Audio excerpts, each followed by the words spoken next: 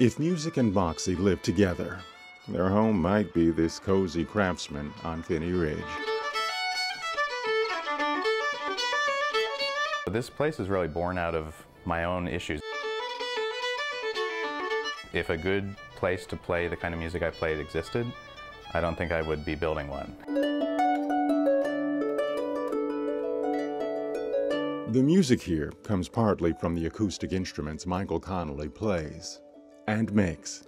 This was the first fiddle that I built. I didn't expect it to replace the instrument that I had before, but this one is actually better. The Moxie comes from the fact this former Amazon.com techie chucked a successful computer career to build a life on music.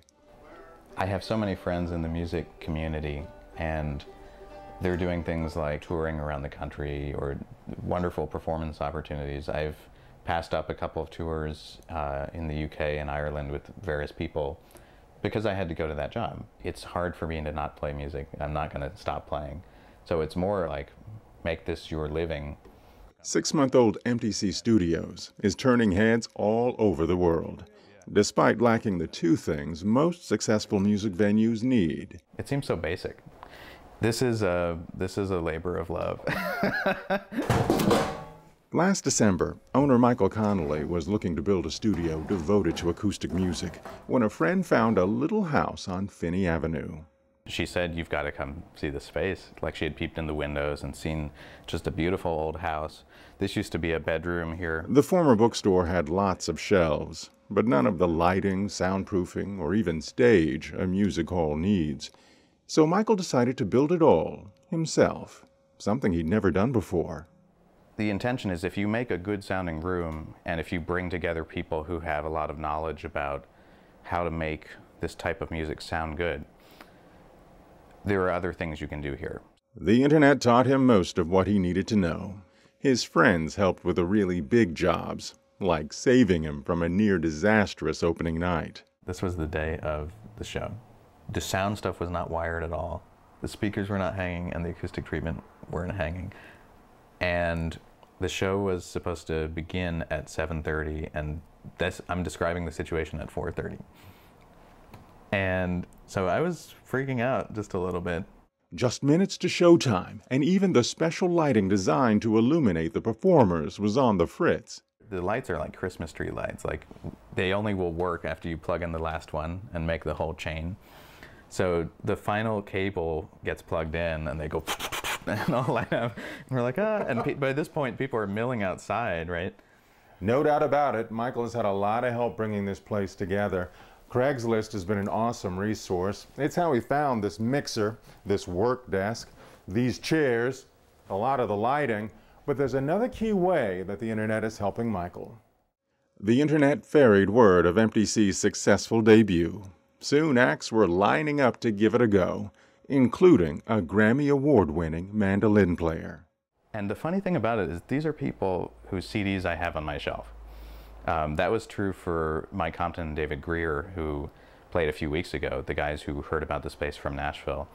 These are folks that I've listened to for years who are now, contacting me and saying, "Can I play in your living room?" Experience running a music venue is one of the things Michael Connolly lacked. Enjoy. I wouldn't say I always thought of owning my own venue, but I have always wanted to play in good venues. The other? Some call it the lifeblood of any performance venue. The way a business makes money impacts the way that they behave. And so if you make money primarily by selling alcohol, you will book people who will sell the most alcohol. You will be open every night. I have nothing against it, and I haven't ruled it out, but it's not clear to me that that's actually what I want to do. I got all this grief from Mike Compton and David Greer. They were like, "Well, it's great to be here at MTC Saunas."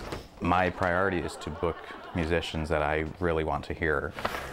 Never name your venue after something that can easily be twisted into a joke.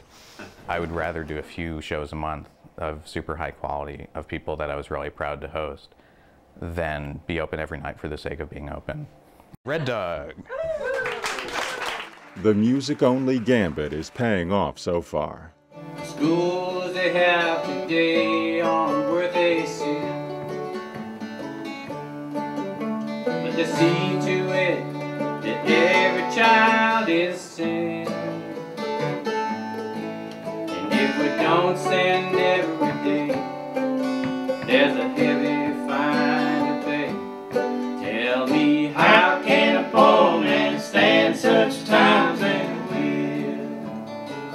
will? High-profile performers from around the world continue to flock here for the chance to play.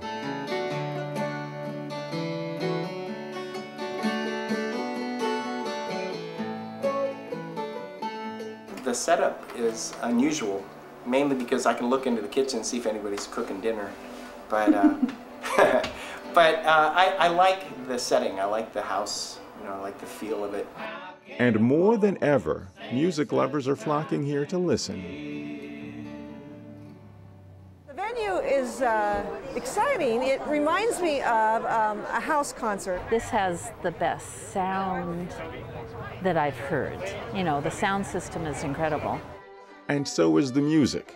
Michael Connolly says that's what will keep Empty C anything but empty. The chance to play to a small group of people who are listening, and where every note, they don't have to overplay or play as loud as they can just to be heard. It's definitely different than a show at a bar, but people walk out almost dazed. It's a pretty intense experience. For the Seattle Channel, I'm Lowell Deo.